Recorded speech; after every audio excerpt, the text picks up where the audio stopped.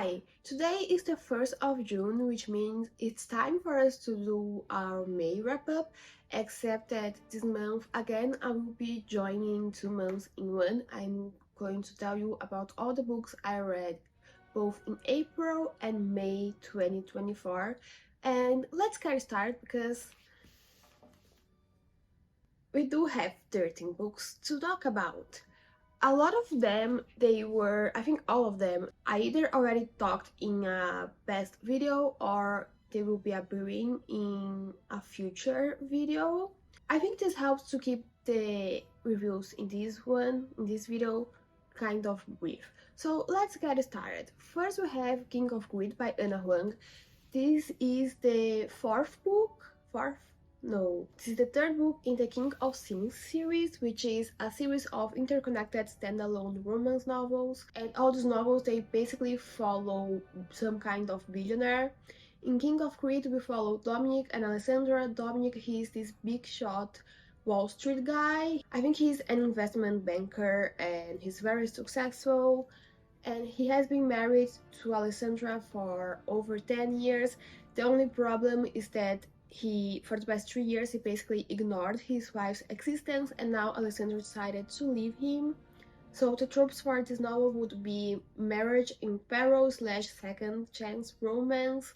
I gave this book 3 stars because overall it was very meh for a number of reasons, which I will talk more about them in a video which will be about reading sequels, which I hope it will be published soon because I started filming it a while ago. I just didn't have time to edit them, but hopefully this video will be out soon. But one of the main reasons I felt this book was meh is that even though it was entertaining, I just didn't buy the romance between these characters because this man fully ignored his wife for 2 to 3 years, and now we need to believe he's so in love with her, he's so devoted to her, but how did he manage to completely forget and pay attention to her for all this time if he loves her so much? Also, another issue I had with this book was that I felt it was too smutty. I felt like it had a lot of smut just for the sake of having smut. There wasn't that much logic to it, and that really annoyed me because I'm already not the biggest fan of extremely smutty or smut heavy or books that are the plot is driven by smut. It's just not my thing, and that really annoyed me in this book. The second book I read between April and May was A Certain Hunger by Chelsea J. Summers. I already talked about this book in a previous video, which I think it is the Spotify Psychic Chooses What I Read for a while. It took more than a week to film that one. But basically, A Certain Hunger, we follow Dorothy. She is a food critic, she's a highbrow food critic, and she's very passionate about what she does. But she's also a self-proclaimed psychopath, and she has a tendency of quite literally eating parts of her lovers. And this book, it felt like a fever dream. I like the way it was written, but there were some moments in this book that it took it from being a solid 4 stars for me to being a more lower tier 4 stars. I think it could have been wrapped up a little bit better, and it's okay. It's an okay book. It was a solid 4 stars. If you want to know more about it, I recommend you checking out the Spotify video. So the third book I read in this time period was also for that video, and it was Love Theoretically by Ali Hazelwood. In this book, we follow Elsie. She is a professional fake dater. She's also an adjunct professor of physics, and she is in the process of interviewing to get a tenured position at MIT. And then you might be wondering, who is this guy, Carol? This is Jack. He is the brother of one of Elsie's clients, her favorite client, and They don't really get along in the beginning, basically because Jack, he kind of sees through Elsie. There are also other reasons to why they don't get along, but I'll let you find that out for yourself if you ever choose to read this book. But also, Jack, he is one of the professors responsible for interviewing Elsie and deciding whether Elsie gets or doesn't get the job at MIT. This is classic Ellie Hazelwood fashion. This is a rom-com. I thought it was really funny, but honestly, I just vibe with Ellie Hazelwood's sense of humor. I really loved The Love Hypothesis. I really loved her Love to Love Me novella, so I just vibe with her sense of humor. And this book, I just thought it was cute. It was fun. I love how she compares the guy to a fridge, because Ali Hazelwood has that thing. It's her thing to write about this ginormous man in STEM, and in this book it's no different, and she compares him to a fridge, and that sentence I thought it was amazing. And overall, this book, I thought it was really funny. It is a really good book for those moments where you just want pure entertainment, or you just want to shut off your brain and have fun.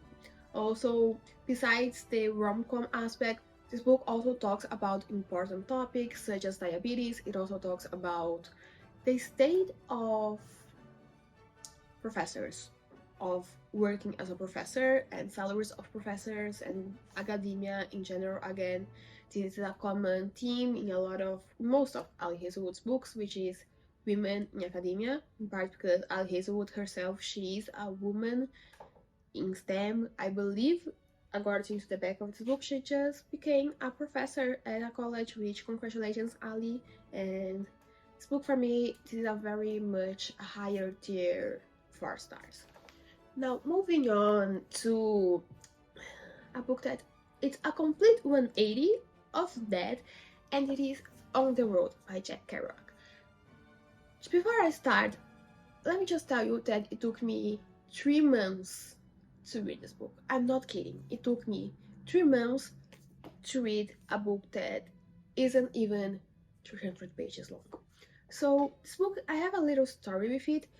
For those who don't know, On the Road, it basically follows this man called Saul, and he meets up with some friends and he goes on this journey of just hitchhiking and doing road trips with his friends throughout crossing the United States.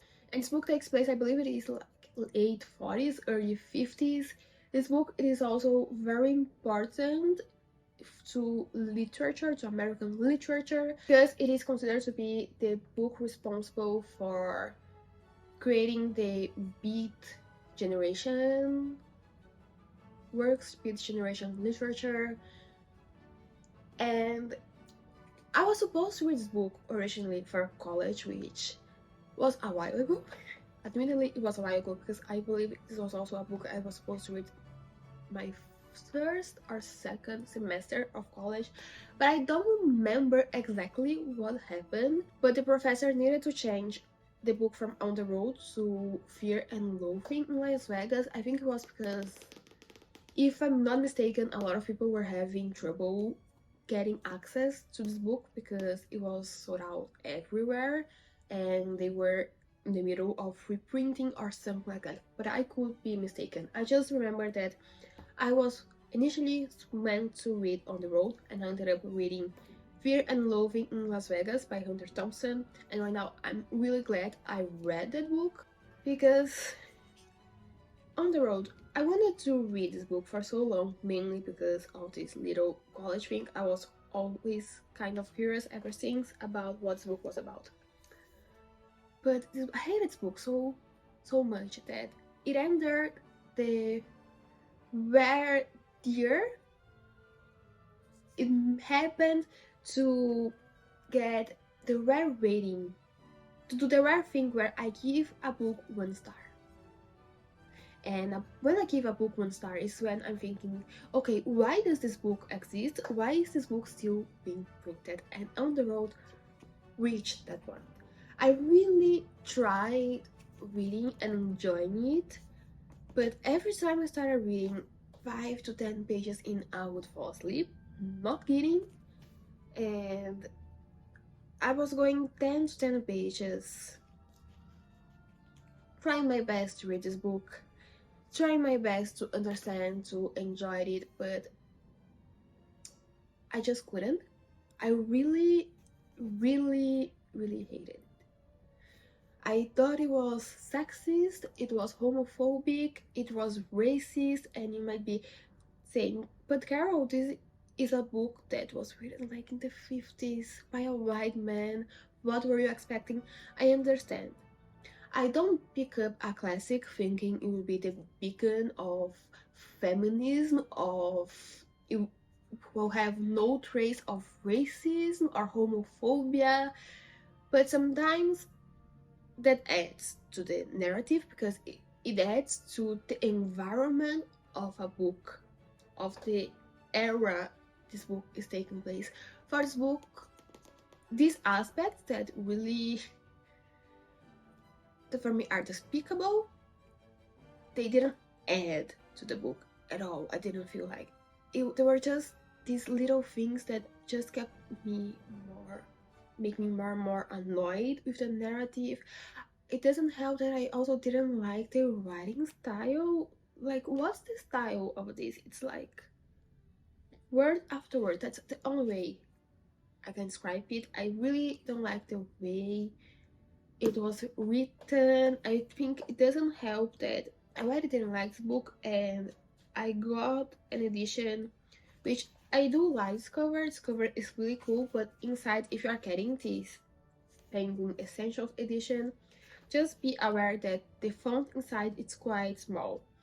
So if it was a book that I was enjoying, I don't think I would have a problem with that because I don't mind small fonts. But because I was already not enjoying this book, that aspect also didn't help.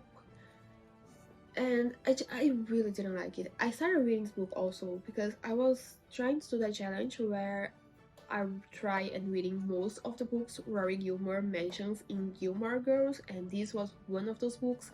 This was supposed to be the second episode in the series, and I needed to completely scrap it because otherwise it would be basically a 15 to 20 minute video of me just bashing on this book. So if you like this book, if you enjoyed it, I'm not trying to attack you. Okay, cool, it's good, you liked the book. I didn't. I gave this 1 star. I'll put it in the top of my bookshelf when my mom decides to finish doing or redecorating her bookshelf. If she needs an extra book, this will be one of the top priorities for me to give it to her because I don't foresee myself reading on the road ever. I really didn't enjoy it. I gave it 1 star. Now moving on to a slightly better book, and it is The Three Body Problem by C.J. New.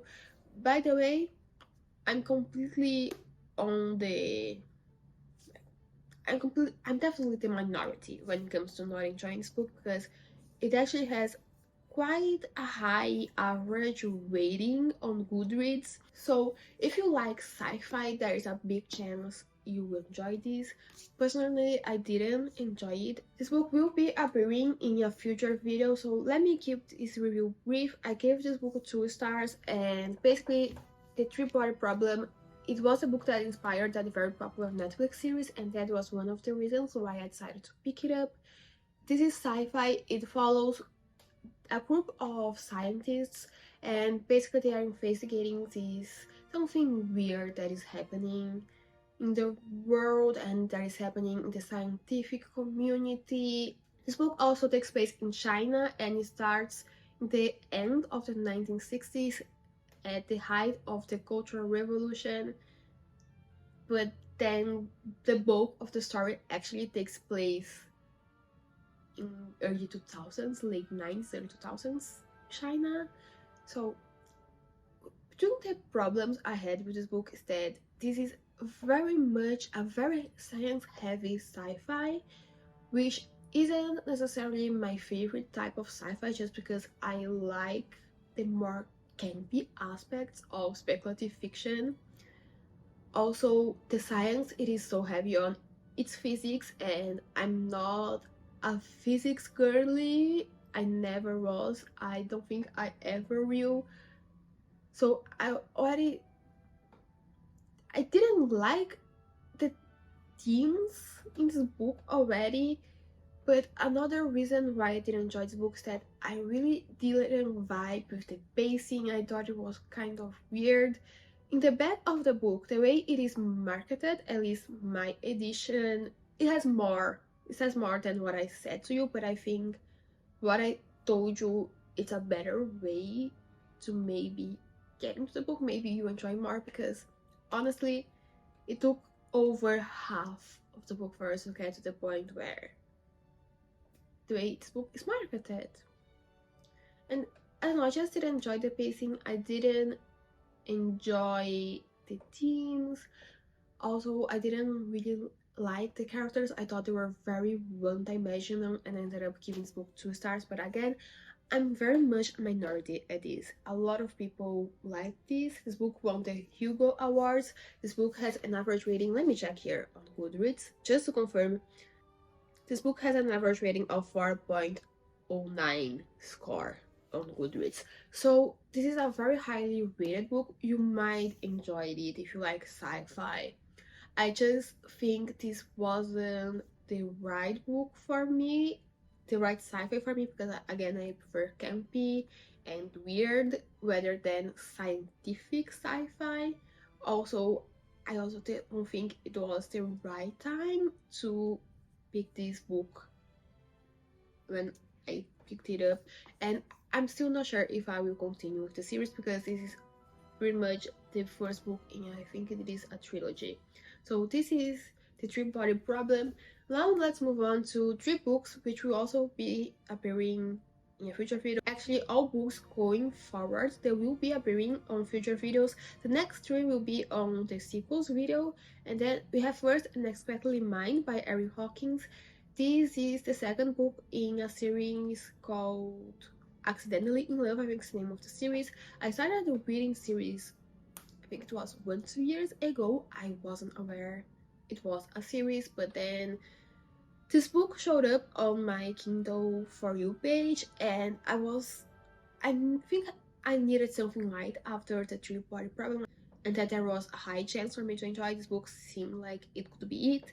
So Unexpectedly Mine, we follow, I forgot the main character's name, Emma.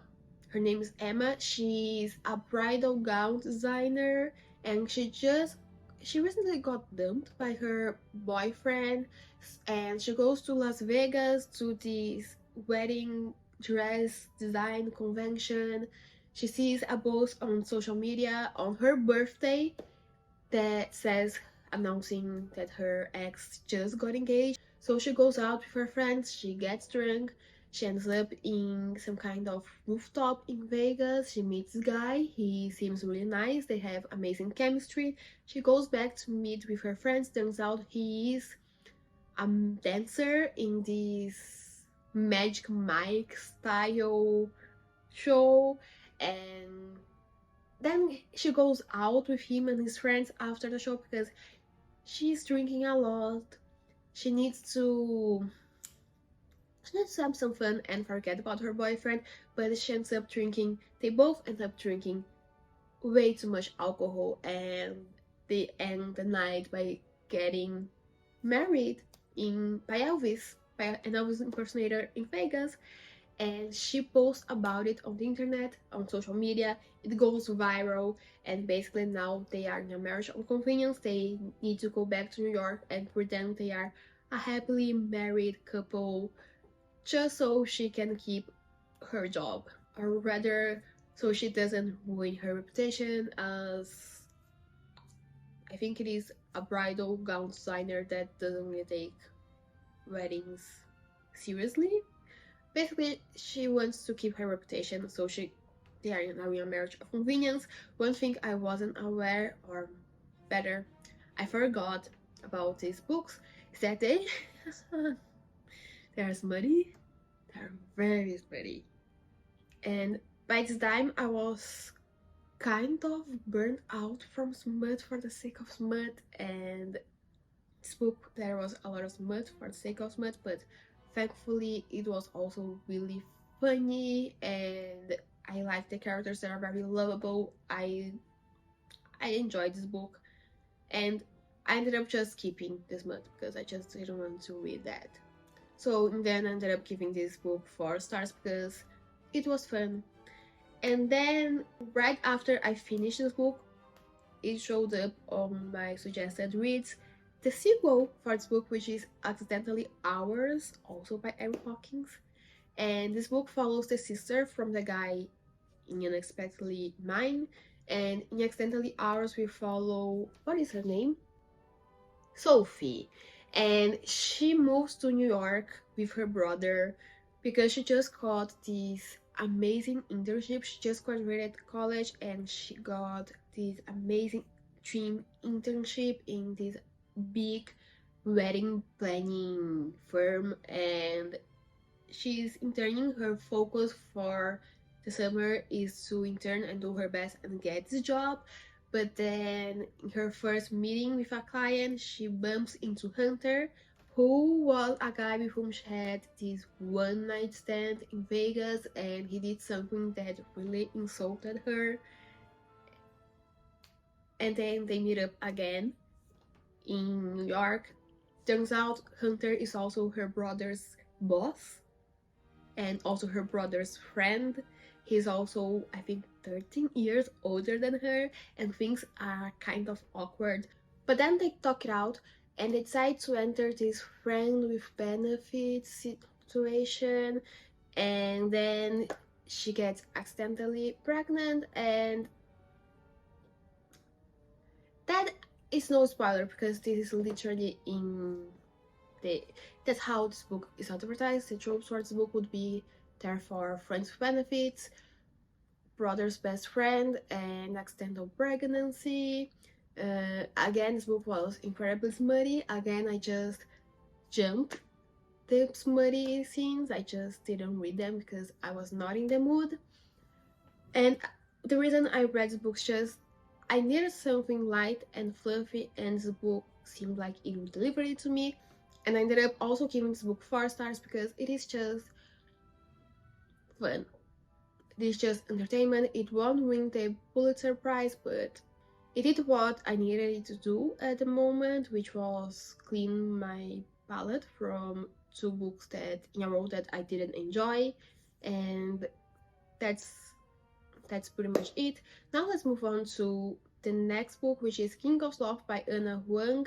This is the 4th book in the King of Things series, and this is a book I read, I think it was the week it was released. That's why I decided to read it and already be up to date with this series, which I plan on continuing. So King of Sloth, it follows Javier and Sloan.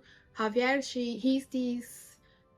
he's an heir and he doesn't do much with his life except partying and getting into trouble. And then we have Sloan. She's this workaholic, uptight PR girly. She's his PR, and she works actually for his family, not exactly him, and she's always getting him out of trouble.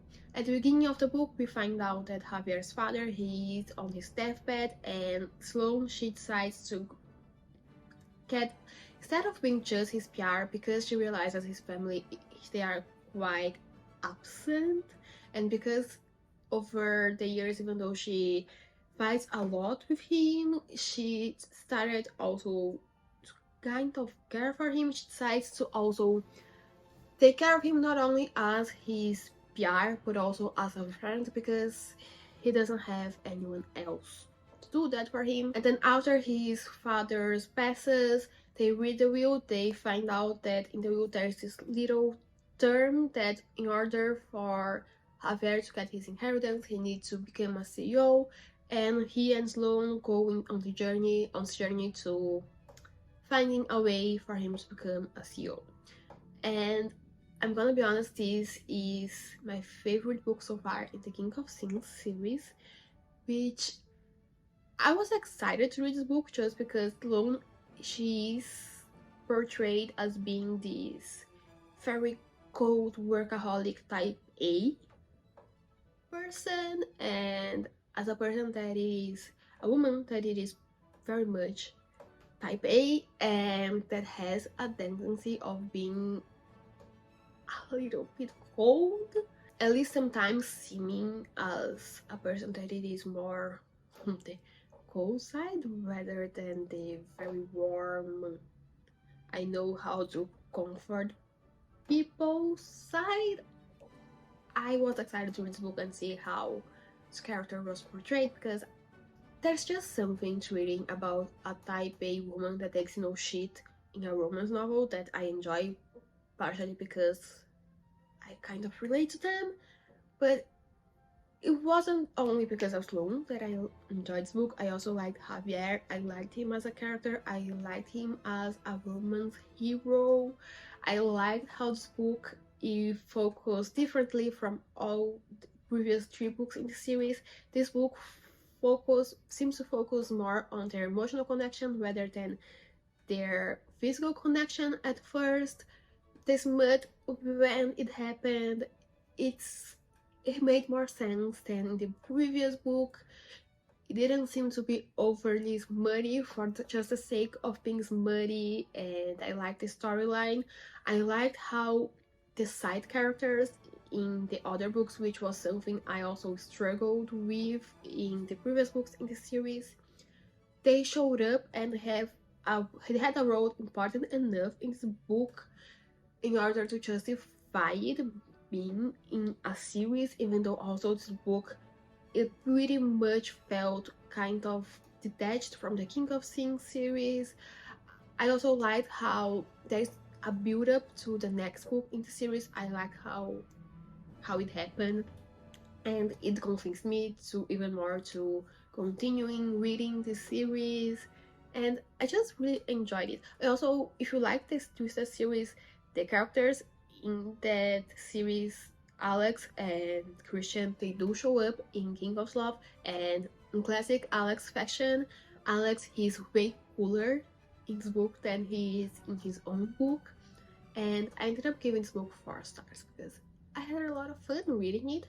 Now let's move on to the next book, which is Beautiful World, Where Are You by Sally Rooney.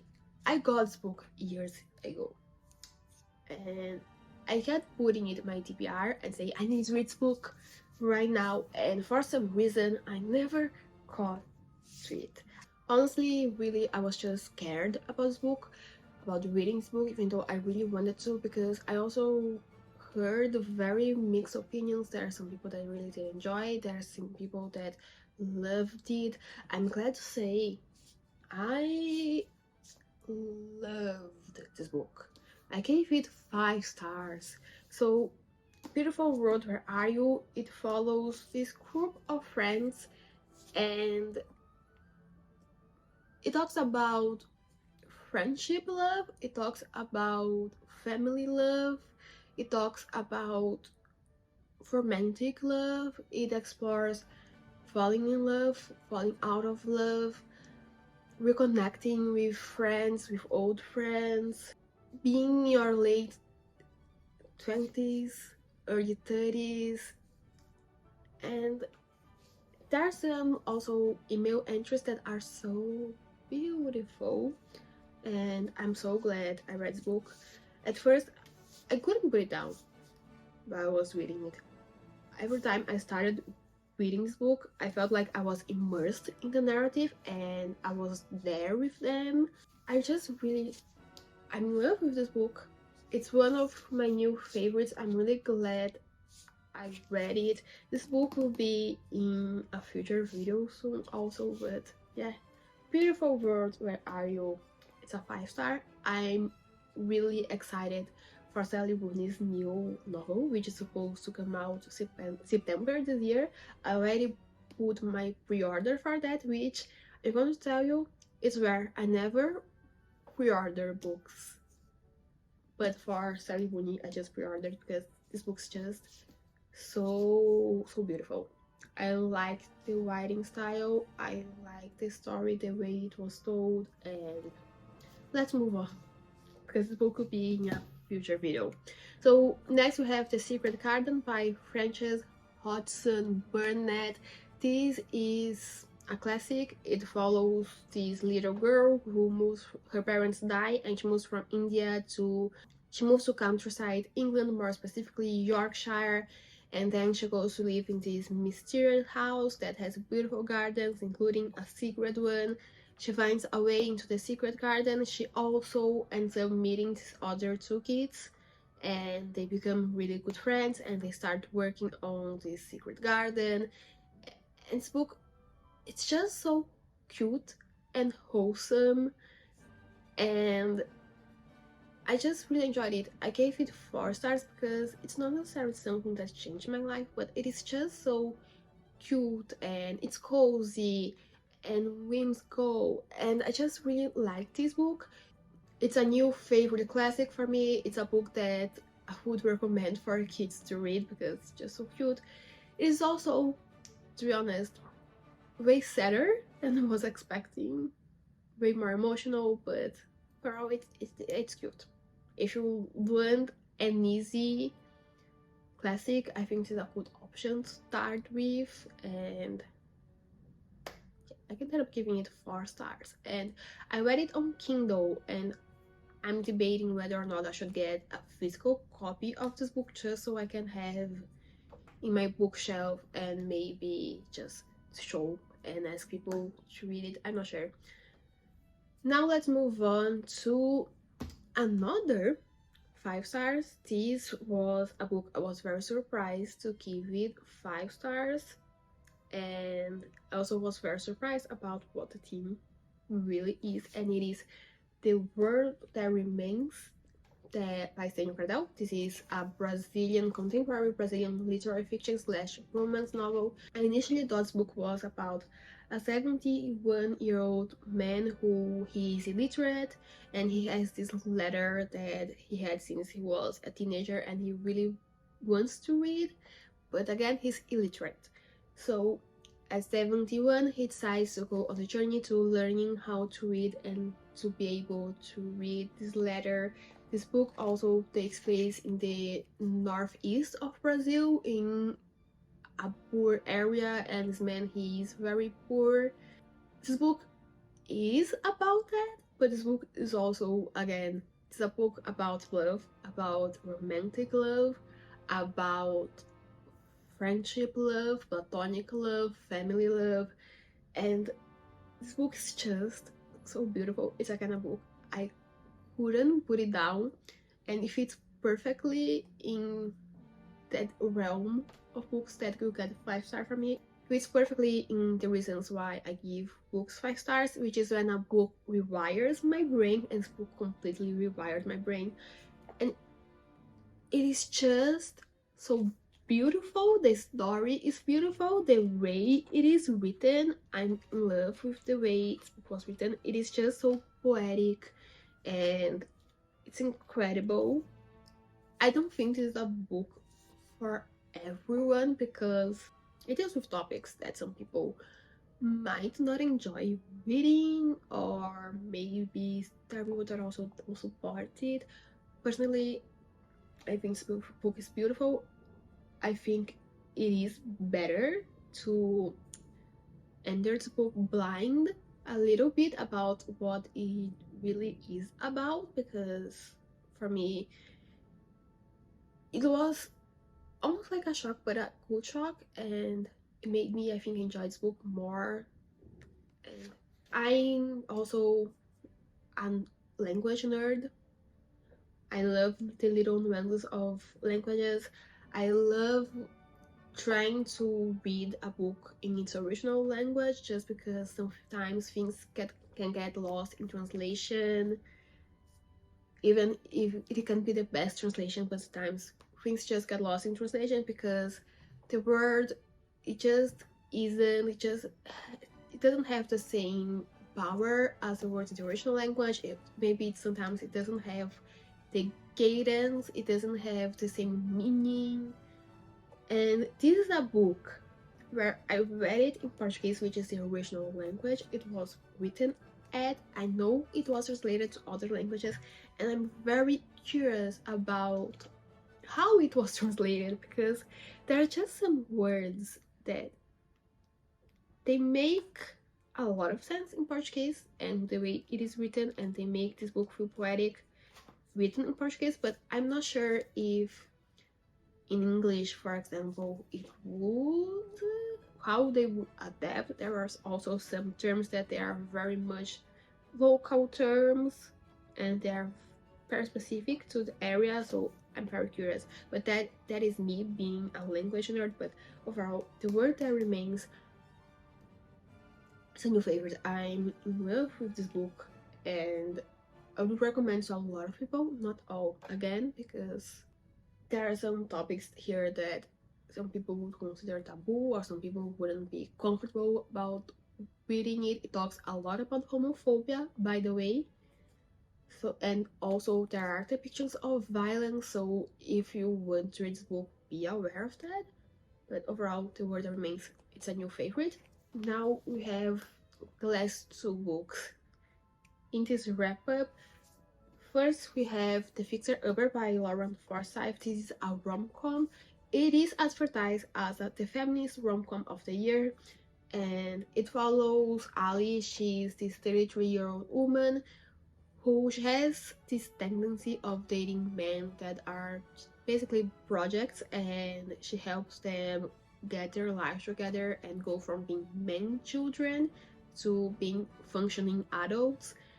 So one day her friends, when they figure this out, they decide to open kind of an agency where they do this emotional work. They basically train the men to become adults and functioning adults and basically better partners.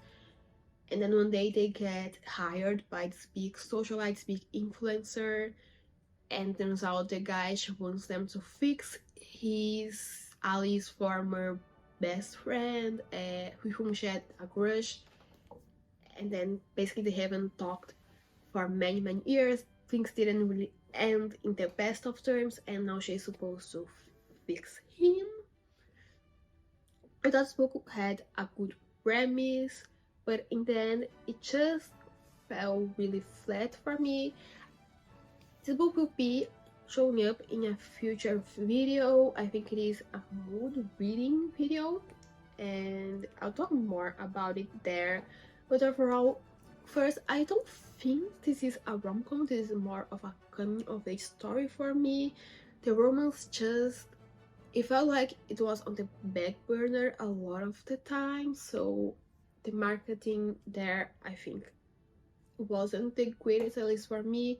Also, the romance novel, the romance aspect of the book, like the coming of age was nice. The romance aspect of this book, I didn't really enjoy, because I also didn't buy the romantic hero.